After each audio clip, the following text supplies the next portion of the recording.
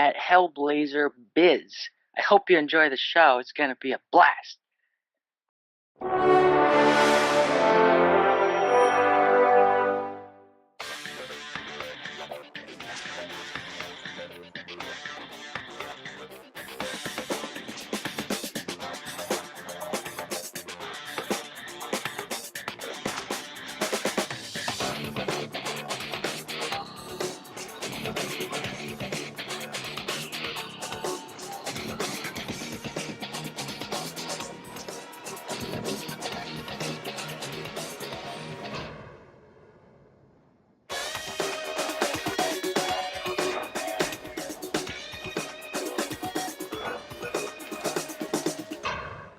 Everyone, I have the honour and the delight of the company of Adam Carbone, who I might have introduced once or twice already, but thanks to my poor network connection, we're going to get there. We're going to get there. So, hi, Adam. Thank you for joining me.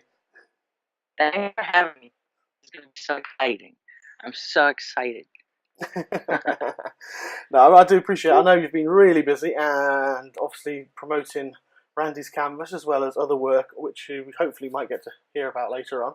Yeah, put my 5-hour drive back from London to shame from hearing about your travel. Well, yeah, so busy. I actually got to go. So thanks for having me. Yeah, it's been fun. Yeah, it's been fun. Cool. Well, hopefully I won't be keeping you too long. No. We've got some questions here just to go through. Obviously to find out more about the film. And influences, etc., within there, and a bit more about yourself as well. Find out about yourself, and yeah, just let people know and spread the word. Yeah. So, I'm still trying to find out about myself, so we've been together here. Yeah. yeah, I know that feeling. Excellent. So first things first, obviously, Randy's Canvas. I'd say it's quite a unique film. So what drew you to the role of Randy? I would say at first when it came my way, I was kind of like, this is different because I usually do comedy, kind of like awkward, outlandish comedy. So that's usually where I stand. So when this came my way, I was like, I had to read it a couple times. And then after maybe like the second time around, I was like, this role is me. Like, this is me as a person. Like, because I'm really awkward and kind of like, yeah, I'm pretty. So I was like, a lot of the things that Randy did, I do anyway. Yeah. So I figured I might as well incorporate it into the character. But as far as the autism baseline of it, I had to kind of learn about it because I didn't know too much about it. I had friends with it. I just didn't know kind of what it was specifically. So I did a lot of studying and stuff. We teamed up with the Autism Project in Rhode Island. And I did a lot of studying with them to really learn about what it was. And it just kind of infused that into my awkwardness as a person. And then I feel like we knocked it out of the park. So brilliant. At least that's what my mom said, so I just go by what she said. Well, yeah, you've got to, that's fair. No, I mean, I've seen, but I haven't seen all of it. I sent the trailer last night. I've seen the trailer, and I was sent the screener to watch last night. So I'm really looking forward to watching it. It's just unfortunately with work, it came in late, and I was like, so yeah. So I really, I will be checking it out before I'll speak to Sean tomorrow. So yeah, I do want to check the film out because it does look really good. I say from the trailer as well, especially because I've got family members. My nephew's got autism, and obviously I grew up when I was when I was younger. There was two autistic people in my dad's church. One was an autistic savant, and he was, and the other one was he wasn't a savant, but he was highly autistic as well. And I do, even just from what the bits I've seen from your performance, I can see that in how you have picked that up, and the research that you've done obviously has worked because you have knocked it out. Because it's not that people, autistic people, they're normal people, but they just see the world differently. That's all. Exactly. Yeah. He happened to have autism. That was that was a very important thing for us. That he's just a regular guy that he has art. He's an artist. He wants to date some girl. He wants to just do the normal things, and he just happens to have autism. And it's not like the typical portrayal of Hollywood does of autism. It's kind of more of a higher functioning, formerly known as Asperger's, but now it's all autism or a spectrum disorder. But it's all under that. But it's such a different portrayal than what I think Hollywood is used to, and I think it makes it very real and relatable by doing it like that. But, Definitely, and because you're right. Because Hollywood in the past, whenever I think there's a stigma about it as well. It's like a stigma with a few things with like the depression as well, but especially with autism. And it's nice to break that mold and show people that that just because you have autism, it doesn't mean you don't have to stop being in the world. And I mean, I'm not going to knock Rain Man for a film from Hollywood because that was probably one of my favourite films ever. Right. And he and obviously he was the savant type, and he at the time that's when I knew the guy who was a savant, and they related really well. But like my nephew, for example, and other people, and it's just the normal people, but you just have to step back now and then because sometimes he'll say something or act, and it comes the way it comes across. If you don't understand, I guess you could take it the wrong way, but it's not. It's just purely because totally sees the world black and white, totally different, and but nothing wrong with fully functional. I mean, there's thousands, hundreds of thousands, or millions probably people who suffer across the world, and you wouldn't know. Oh yeah, yeah, exactly. Some people you can't tell until you really get to know them, and then what it is itself, then you don't even know that there's something wrong with them until they tell you sometimes. Yeah. It's not that there's something wrong, it's just they're different. And that's one of the things we got by studying with the Autism Project. We went to the camps that they do a summer program, and there's all different kids, all different ages, and some of them are volunteers that help at the camp, and some of them are the ones that need the help. So there's ones that really functioning, there's ones that aren't, and they're all just individual personalities, and then you just add that on top at a different level, and there you go. Yeah, exactly. And then you got Randy. And it was so funny because when we first started developing the character, I remember meeting with the wardrobe people, and they're like designing what he would wear, and I kind of wear always like kind of something strange and funky, and I tried to incorporate that into Randy. I'm like, well, he's an artist, so he would dress like that. Like, yeah, but he wouldn't. Like he dresses just kind of basic, just plain like plaid or hoodies. I'm like, but I would never wear that. It's like, yeah, you would never wear that. But Randy's something different. I tried so hard to get my style in there. Yeah. But I always wear hats. I got that in. He's like, well, this thing, hats. So I got that. But he only had one hat. I have like 30 hats. No, 50 hats. 50? But anyway. Okay. Yeah, oh, yeah. That's another story. I have a different outfit. Oh, yeah. That's a whole nother interview. We'll have to sketch it. Yeah, definitely. Sounds like Tom Hanks with his typewriters. Oh, does he have typewriters? Yeah, I was just listening to a radio station over here, and they had Tom Hanks, and they had to split the interview up because apparently he went on for about 10-15 minutes talking about all the different typewriters he's got. Oh, gosh. Well, in that case. Yeah, so start about your hats, go on. Excellent. I mean, I've seen the research that you have done for there, obviously, which is great because you can't get better research than talking to people who have autism, talking to people who work with the people with autism and stuff like that as well. And it keeps it all fantastically real, which is what the film is supposed to do. Totally. And also being surrounded by such good cast members, such professionals, and they're all amazing at what they do. So being surrounded by those people made me feel better because coming into a role like that was kind of a bigger thing for me. And all these guys are like used to it. They're used to all the big cameras and all that stuff. And I was like, wow, this is different. And I kind of felt comfortable being around these guys because if I felt like if I fell short, they would prop me up and support me. And actually through it came pretty easy to me. I tuned myself with music and stuff that I think Randy would listen to, and that's kind of how I got in. I was a very method actor in this scenario, but there was one point that I had to freak out at a character named Butch in the movie played by Sean Michael Beyer, and I remember that part it wasn't clicking with me. I was getting very, very frustrated, and Randy was supposed to be mad at him. I can say why, but it's kind of one of the turning points in the movie. But I remember Sean saying he was trying to get me back into the zone, and he kept pushing me like this. He's like, "How does it make you feel?" I'm like, "Pissed. I hate it. Stop."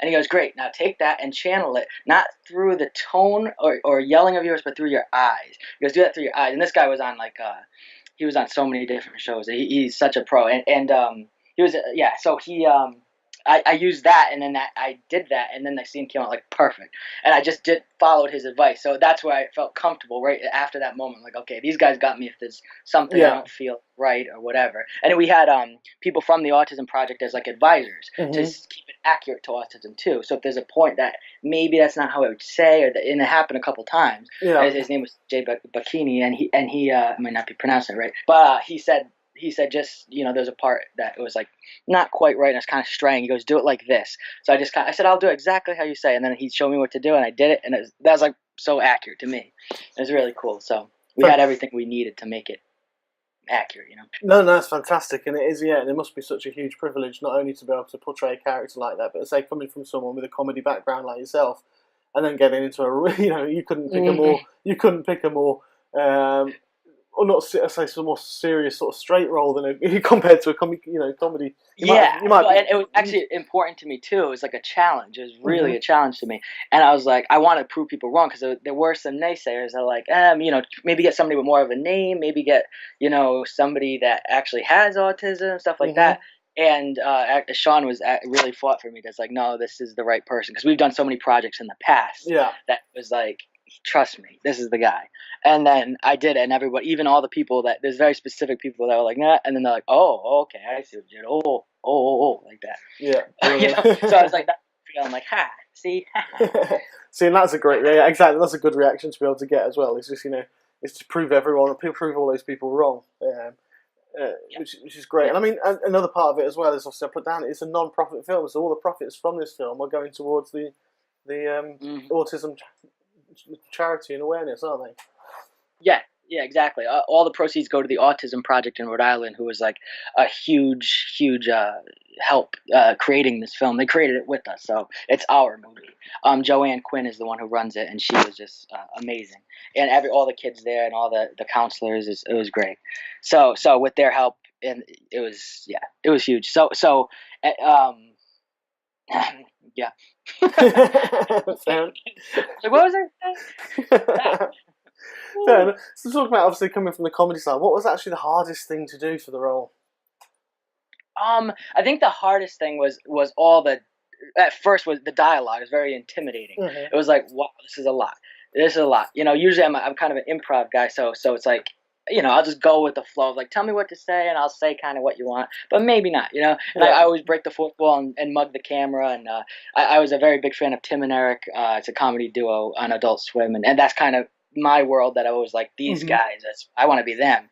And then going from that, in my mind being wired in that strange way to this was like, and all this dialogue, I was like, okay. But I felt very comfortable in Randy. I felt like Randy, like I was him, at least in the moment while we're shooting it, because it was just me with a little different elements in there, not no cool hats, but it was me. So I felt comfortable, but it was the dialogue, which was like, and I actually had no problem with it.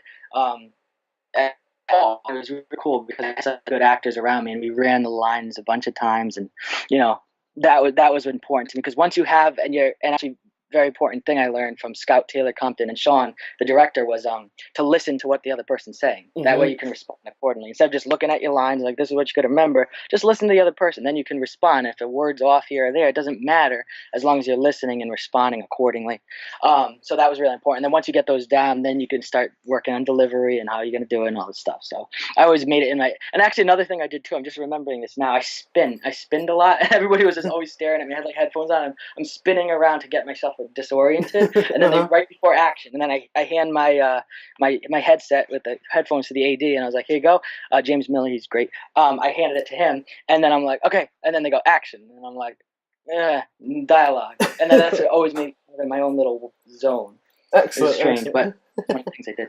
No, it's great. It's great to see all the actors have to speak to all the different ways and techniques just to get yourself into the character and get yourself into the role. I wonder, am I supposed to reveal that? Isn't that kind of like a magician revealing his secrets? Did I just do that? Possibly. I'm not editing it out yet. That's it now. It's in there, Adam. Secrets out. Yeah, secrets out. I'm going to plaster that in big bold type as well. You're going to see Tom Hanks and that spinning around. That's my. I've seen it. I've got to say that I think one of the funniest things I've ever heard was I've not interviewed the guy, but I met him. He went to a talk. Nick Frost, you know Nick Frost. Yeah. Yeah, him and Simon Pegg, one of the best modern, I think, comedy sort of film duo maker. But yeah, he came to a town near me to do his book, and he was telling stories. And I think, and one of the guys, I think it's. I'll say the name because obviously I can't get sued because they're never going to listen to this show. It's one day maybe Timothy Dalton, obviously for Hot Fuzz, and I think the way he prepared himself on set, but because he's obviously a very traditional theatre actor first, he came across as quite aloof and quite arrogant. And I just remember, this is the story just for preparing, because I think Simon Pegg and Nick Frost, one of the things they did to prepare, when he wasn't on set, Tim wasn't on set, they'd come on and they'd strut around going, I am an actor, and I am acting! Just like, he goes, everybody, I am the most important here! And, they'd start just doing that to take the mick out of them, and it was just it warmed. I was going to make a call quick as a lawsuit I got to set up, so hold on. Yeah. Yeah. It's me. Yeah. Hollywood Reporter. He did say it in front of a load of people. So he didn't say the name though, so I've said the name because I would just say if anyone does this, I was presuming that's who they were talking about. It was never named. Excellent. Just uncover myself and dig myself out of the trench. We'll let the judge decide. Okay? Yeah. One thing I've got to say is, obviously, I think we've covered this as well. Is I guess you said you already knew people in your life who've got autism and stuff. So after being in the film and playing around, have you come away with more of an understanding about that and how those people think, how it works? I guess you have, because of the amount of research you've done, to be fair, and how you came across in the film. Yeah. No, I feel like we did our job of what we were trying to do, and especially to bring awareness and understanding to autism in general. That was one of our main goals, besides the profits going to Autism Project. But it was also to bring an understanding, because like me myself didn't have one, so I now have one, and then hopefully through Randy and through the film and everybody else in it, that people will learn about it, maybe be more understanding around somebody with it. You know what I mean? And kind of respond accordingly. You got to kind of adjust how you respond, but you still want to treat them like regular people, because they are regular people. It's just, you have to just understand where they're coming from and their perspective. And I think if people understand that's what they take away from watching this movie, then we did our job. So fantastic, and hopefully that's what I say. I will be watching it, so hopefully I'll be able to take that away, and I'm sure I will. And so just from the little bit that I have seen, because I did start, I can see that that your portrayal was extremely good. From the little knowledge that I have on the subject as well. And I mean, you've actually come away with the Best Actor award for this, I believe, as well. Yeah. We went to Autfest, which was it's a film festival put on by the Autism Society, and it's run by Ed Asner, who's Ed Asner's son, and Ed Asner's on the board. I think Sarah Silverman's on the board. There's a bunch of big people there. Robert Forster was there. It was the president of Sony. All the people from ATIP. Good Doctor, we're all there. It was really cool. So we were in there, showing our film and all this stuff, and there was an award ceremony the next day that me and Sean just went to. We're like, we'll just go just to support everybody. And we didn't even think we're anywhere in consideration for anything, because there's the Good Doctor, there's Atypical, there's the Power Rangers movie, which has, I guess, a Power Ranger with autism, the Dakota Fanning movie. So we're just like, we're just there to support. We're just lucky enough to get in. And then they're announcing Best Picture. And we're just like, not just thinking anything of it. And then they said Randy's Canvas, and me and Sean look at each other like, what? It was crazy. And as soon as that happened, then we go up to take the pictures, all the stuff. And then I'm like, I would go to get a glass of wine to celebrate. Red wine. We love red wine. I go to get that, and as I'm getting it, they're called Best Actor. I didn't even hear them announce, and then I hear my name, and then everyone's like, get up there. I'm like, what? And, so we beat out like all those people that were there. And it was crazy. So, and then we won that, and that was just like, that was kind of right there was the confirmation that I was like, all right, I'm right where I'm supposed to be. This is exactly what's supposed to be happening. And then the president of Sony was like, let's take a picture together with our awards, Jeff Frost. And I was like, oh my God. Like Robert Forster was the first one to pat me on the back. I was like, wow, this is weird. It was really surreal. I still don't feel it, but I'm hoping with that momentum, we can use it to get more attention to the movie and to do, more projects. So that was really exciting. That's fantastic. Really, that really is great news. And you mentioned the Good Doctor as well. So Freddie Highmore. I mean, because I know he plays a doctor who's autistic as well, doesn't he? Yeah. Yeah, he actually introduced the film festival. He was in London shooting, but he came on screen talking to say that how much he supports Autfest and all this stuff. But all his other castmates were there. All the showrunners from that show were there. So it was really, really cool. Just to be in the same room with those people was like, wow. And then we also won Sean won Best Director at the Glendale International. Yeah, I saw that as well. So it's just like we're just racking them up. So we're going to definitely be submitting to more, and we have a good distribution deal with Vision Films. So we're very excited to keep getting it out there. That's fantastic. I know there's a good film festival in the UK called Out of the Can, which is up next year, and they're taking the submissions at the moment as well. So I'll pass that info to Sean. Yeah, take note. Yep. I'm only saying it because I had an award named after my show this year. I sponsored an award, which was really, really. I loved as well, which is fantastic, and I hosted their premiere for a couple of the films there, which was amazing for you. You know, just little old me, like you say, little, and that's like you just said. I mean, it's nowhere near obviously winning the award like yourself, but for me, I mean, I've worked in IT. This is something I'm trying to do for my own, this talking and get interacting. I've done a film as well. Had a few lines in a film, and but to stand in front of all those people for me, and it just fell to, everything fell into place. I mean, I sit there in my day job and I'm like, yeah, okay. Yeah. And then I go out, and then this weekend, I went to that weekend, and there's 360 people, all actors, filmmakers, directors, everyone. And I just went up there, I did the Blues Brothers speech to welcome the film. I amended it, because, good evening, ladies and gentlemen. Thank you all. We'd lovely to see you all here tonight. I did all that for the film, changed all the wording for the film, got rapturous applause, introduced them, and then did the Q&A. And I was sitting there thinking, this is the third time I've done it. I've got no nerves now. This is where I'm supposed to be. Yeah, exactly. It takes a while to sink in too, and it's like, what? Yeah, yeah. There's a long way to work. A long lot of work for me to do to get anywhere near your status. But that's great. But that's what it is. It's hard work. I mean, like you say, you've done a lot of hard work to get to where you are now.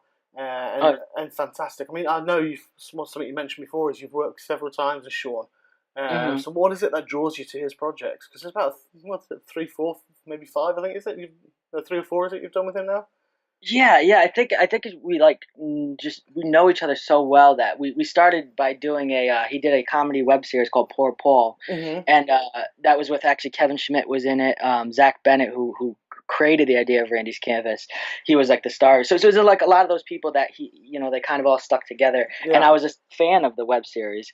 And I just kind of reached out to him and we just kind of stayed in touch. And then he's like, oh, you want to be in an episode? I was like, yes. And so I did a webcam thing like this. This is in 2009, almost 10 years ago. And I did that episode, and then I did another one. And then we started doing a cooking show, and then we did 2 seasons of a cooking show. And then that's how we got to know each other and how each other works.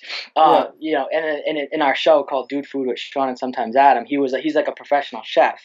And I'm kind of like the sidekick idiot that kind of messes everything up. And I because I know him so well. I know what makes him mad and exactly how to piss him off. So I did all those things, and he knew. So we kind of had that rapport of like we could pretty much say whatever to each other, and then the next day, even if we get mad at each other, it's fine. There's one time I said there was a hair in the food or something, and he goes, "Oh my God!" There's a take out of it on YouTube, and he's like, "You goes, you can't say that on camera. It's food. It's gross." He goes, "Do it again. We're gonna pick it up," and then we pick it up, and then I go, "All right, this time there's no hair in it," and then he went, "Whoa." He goes, "I'm gonna get livid." I said, "Sean, I don't know what livid means." He goes, "Really effing angry?" I'm like, it was great. So we use that like, okay, now we got a good friendship going here, so we can pretty much say and do whatever we want. So for him to advocate for me to be Randy, it's just like we know each other so well. It's like, trust me, I know. The other people don't know because they don't know me. But he does. Yeah.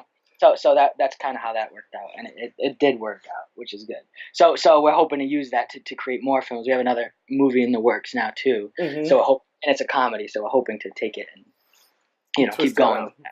Fantastic. Are they on YouTube? Did you say?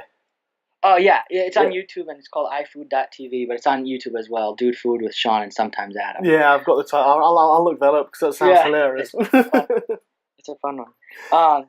But yeah, and our next thing is we're doing a superhero movie, so that should be exciting. This one, I'm like, I love it. See that noise I made? I don't even know what that noise was. That's just a noise of excitement. It is. Go on, what can you tell me about that? I was going to ask that later on. So what can you tell me about that then? Not much. I Obviously, not much at the moment, but Right, right. Well, it's to me, it's my Star Wars, it's my Jaws. It's what made it's a franchise. It's action figures. It's like it's got a whole. It's got legs. It's got legs. I don't want to say the basis of it, but I'll tell you this and keep people wondering. It's called the Mrs. Chocolate Milkman. You're hearing it first here on Hellblazer Biz. That right. The name is like what? Huh? Yeah. So the Mrs. Chocolate Milkman. It's already on IMDb. We got some pretty big people involved. So we're getting very close to greenlighting this. But this has been in the works since 2014. Yeah. So we're really excited about that. So fantastic. Sean, I'm going to be directing this one. So. Oh, brilliant! Yeah. Does sound good. I say, is this the one which is going to be the comedy as well? Did you say as well? Sounds like it from the title.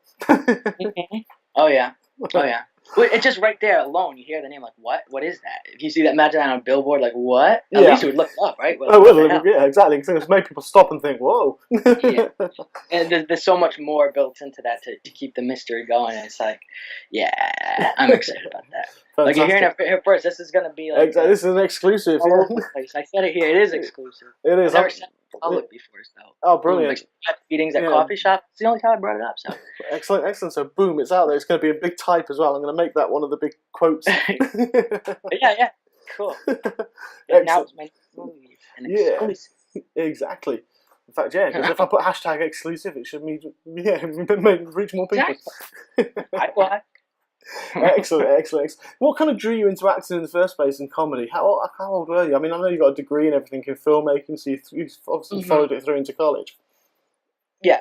I say what drew me into it at first was, I gotta say, to Tim and Eric, the comedy duo, I started watching it on Adult Swim, and it's so different than everything I've seen and everything. I didn't really watch too much TV, but my brother actually showed me some of that. I'm like, what is this? This is different. You can do this on TV? It's just a crazy, absurd comedy with people, with actors that maybe shouldn't be actors. You know, there's a really good actor, but there's a lot of like people that, you know, you wouldn't expect to ever see on TV, and they're hilarious, great.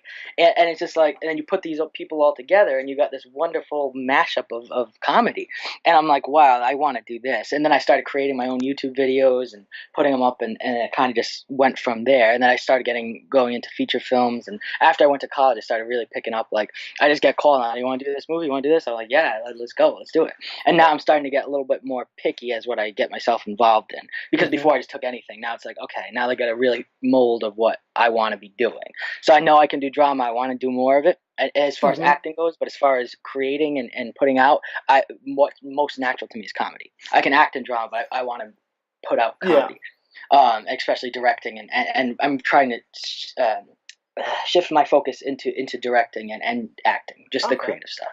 Because I do a lot of producing, I do editing, I write, I do all that stuff, but I want to be more just creative, you know. Fantastic. But that's what I'm getting towards, yeah.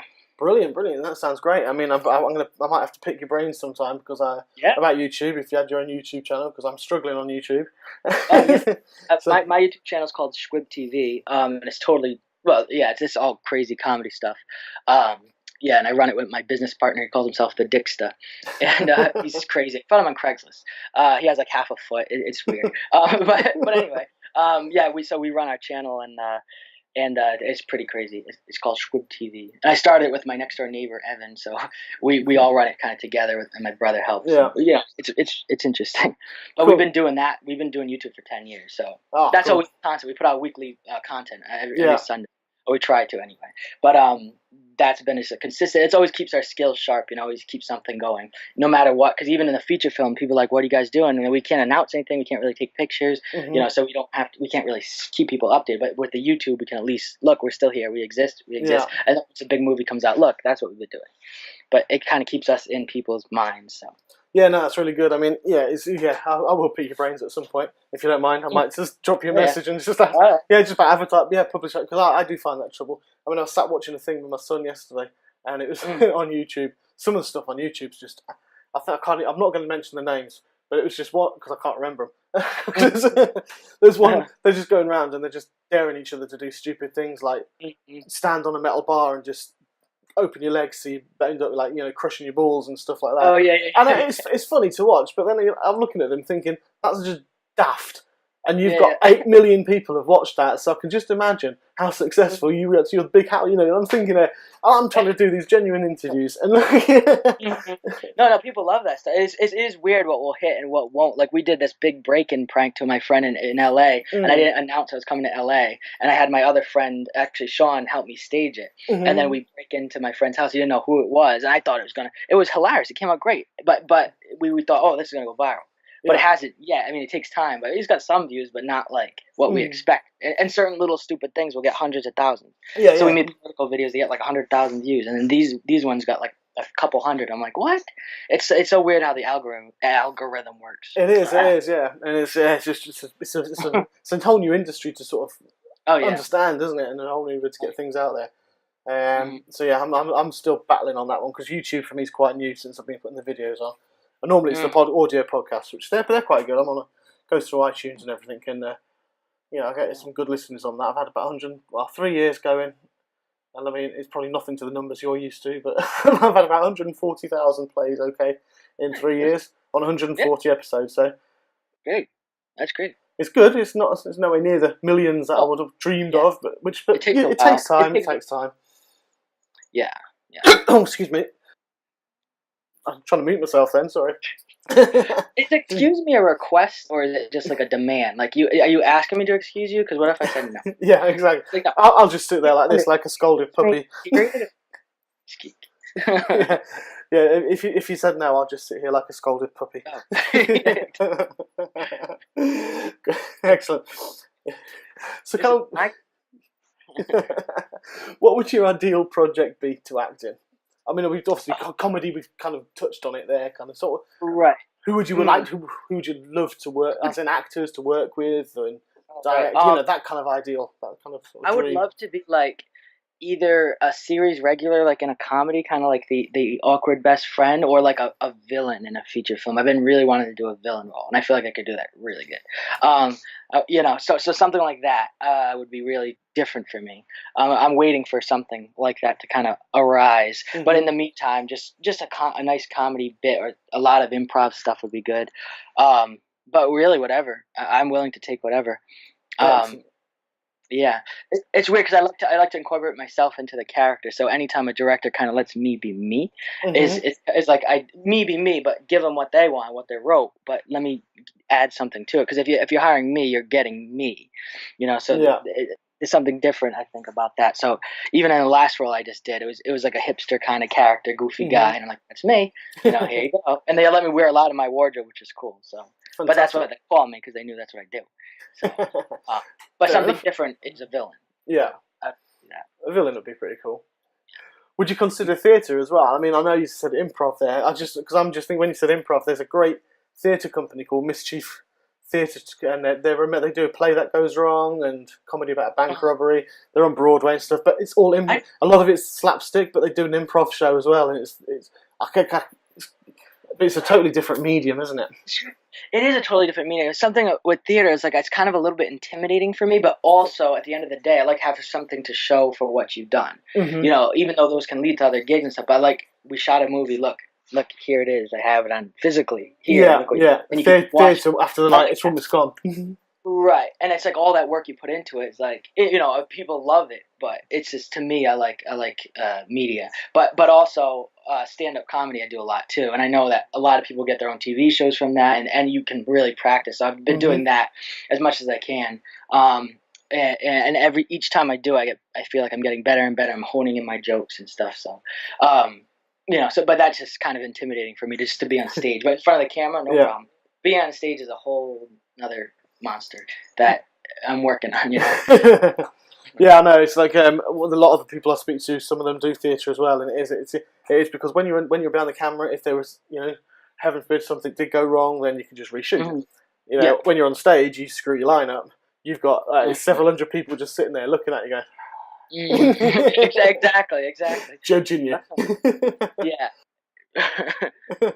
I thought I'd mention it because I said that Mischief Theatre. Well, I went to one 5 times. I did their show last year, and they did an hour, and it was one of these ones where they just take the audience a film genre location, and they did that, and they did it for an hour, and it was just pure improv, and they are so good at it, because I went 5 times, 5 different shows. I got 5 different plays, and it's just they're just so in tune. Like you said, with you and Sean, you're so in tune with each other. These guys are so in tune with each other. They knew exactly what the other people are thinking, and that's when I love, comedy like that is perfect, when everyone knows each other so well.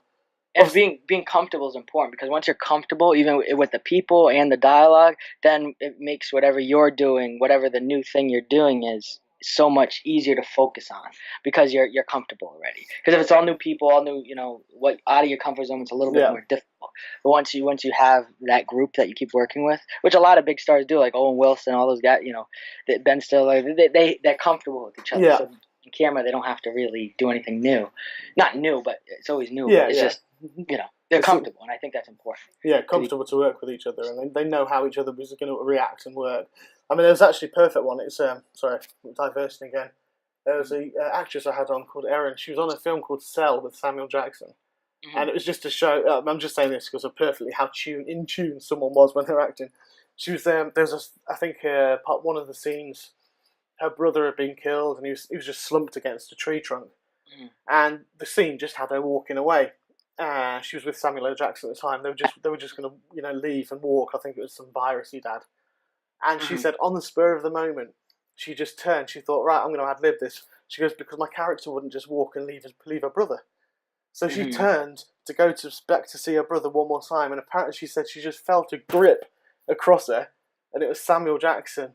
And he instinctively knew what she was trying to do. And she worked with her and said, come on, you don't want to do it. It's not, he goes, you don't remember him like that, you don't want to do it.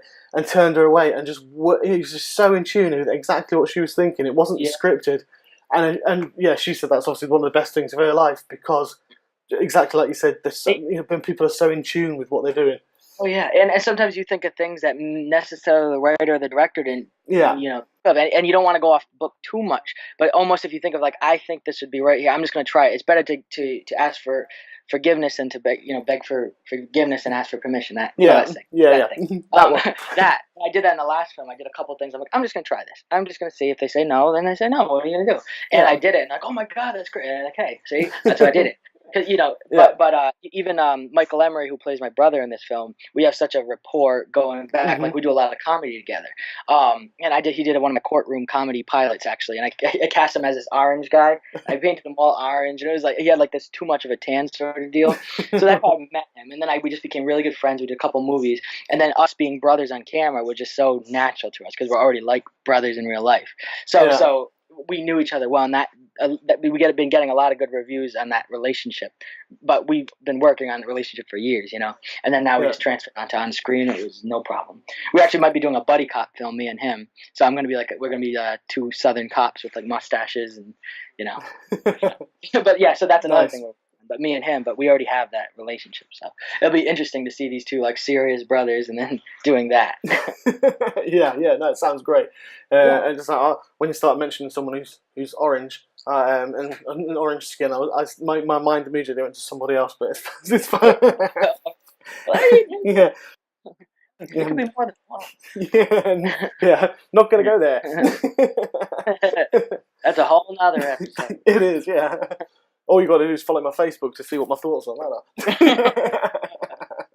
are. Yeah, so I mean, we've mentioned a couple of some of the projects you've got. I do know that you've got quite a few coming out because you have been really, really busy. So is there anything else that you can talk about and sort of let us know about?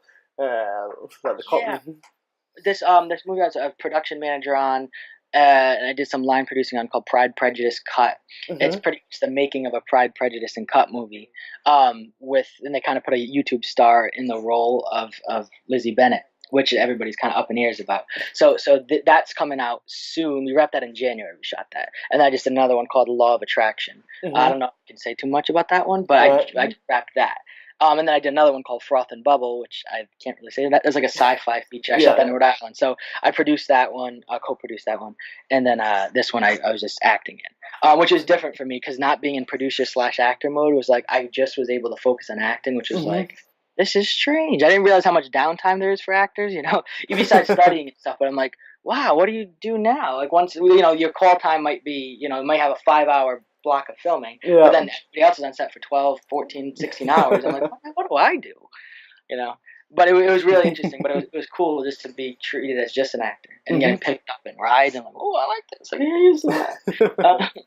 But yeah. So I got those and always YouTube videos coming out. So it's a constant flow of stuff. Brilliant. And then the superhero movies next. So and I might be running for mayor too, but that's another story. Yeah, heard it here first again. Yeah, taken literally. Me as mayor, I have this crazy plan. It's not just to be into politics. It's crazy. I'm gonna have a throne room as the mayor. So then we'll get there. Yeah. Game of Thrones style, you know. Oh yeah, it's gonna be nuts. Actually, I gotta vote today. I gotta vote, people. Yeah, vote. Yeah, that's up. By the time people see this, it's like, we did already. Well, yeah, that's true actually. Yeah, because this will go out next week, so people will be sitting there going, "We've already voted. What are you talking about?" So what's all say is, I hope you all voted for the right people, the right thing. Well, people say vote. It's like vote. Well, what you're telling everybody to vote? That means everybody, even with opposing views, is going to vote. Exactly. Yeah. You might want to adjust. Vote for this. Yeah. Not listen, but. Yeah, I know. Yeah, never mind. I've been putting. It's crazy how many people say it. It's just like, I was gonna anyway. You don't have to. Every single person on my Instagram. Oh my God, vote! I voted. Okay. I was gonna anyway. I don't need you to say it. I unfollowed like 3 celebrities today. It's like, vote, people, vote. It's like, oh no, yeah. Doing it anyway. It's anyway. Do you really seriously need them to keep telling you? Yeah. It's like, no. Yeah. Like they think they're making a difference. Not really. But anyway. I know. There's big discussions over that. Over this, some of the people over here sometimes on the morning TV about some celebrities who come out with their political persuasions and try and put it across. And it's like, who cares? You're one person with your own opinion, so everyone's got their own. Yeah. Never mind. Cool. I'm gonna before I wrap this, I'm gonna come on to the signature question. Now this one, I think we're gonna have some fun with this, considering I've had a lot of fun so far on this interview, and you obviously being a comedian and into that kind of thing. This question came about basically I'll try and cut a long story short. We're too late. The guy called Mike Quinn came on my show last year. He played Nine Numb in Return of the Jedi. If you obviously you are a Star Wars fan, so you obviously know that. Yeah, so he was Nine Numb in Return of the Jedi. Friends with him on Facebook. He's a great guy, but he's also worked with Jim Henson for 30 odd years. So he's worked on Labyrinth, he's mostly the Muppets, but Labyrinth, Dark Crystal, everything like that. And someone sent me this question for him last year, and I was like, you know what? That is such a cracking question. I'm going to try and ask everybody. So if you cracking question. Good old bit of British slang there. If you could have a Muppet character created after you, what Muppet would it be and why? And it can be it can be a mix of a couple of Muppets, or it can be a totally new Muppet. It'd probably be like some kind of like fat turtle, you know. So that's the first thing that comes to mind. Just kind of like a little like turtle guy that kind of like he has like no neck, you know, and he has like a little hand. I don't know why, but I feel like I do that good. So, does he have to have a name? Yeah, give him a name if you want to give him a name. And an impression. Oh man, I think you just sound like me. I think you just could look like me. I kind of look like a turtle sometimes. So, I don't know. Just like a fat, sad turtle. It's that sad in there. Oh, there's my inner. There you go. Fat, sad turtle, and he has to have a hat. Okay. You know, and mouth. He has to have one of the mouths that open all the way, not like a little one, like the. Yeah, like the all the way, you know. Yeah. Like that. Yeah, and he lives in a garbage can too. Cool, like what's his name? I can't even remember his name now. Neighbor, Oscar, right? Oscar, Oscar the Grouch. He's Oscar's neighbor, and he lives in a trash can next to him. a fat sad turtle with a hat. And he kind of took shape of the trash can, kind of, because he's been in there for so long, so he just keeps eating. And when people throw trash in there, he just eats, and then now he's kind of like a cylinder shape, you know. But you can still see his head stick out. So the trash can actually became his shell. I was about to say, the trash can could be his shell. Put little holes in for his little arms and his little legs. Yeah, he can't move either. Like, pick him up and take him. You have to roll him down the hill. But the good thing is he doesn't have any friends, so nobody picks him up, so he doesn't have to worry about traveling. So. Oh, that's all right. Apart from Oscar, but he's just a grumpy neighbour. Yeah, yeah. He has my name. It's me. So, That's an original. I've not heard that one before.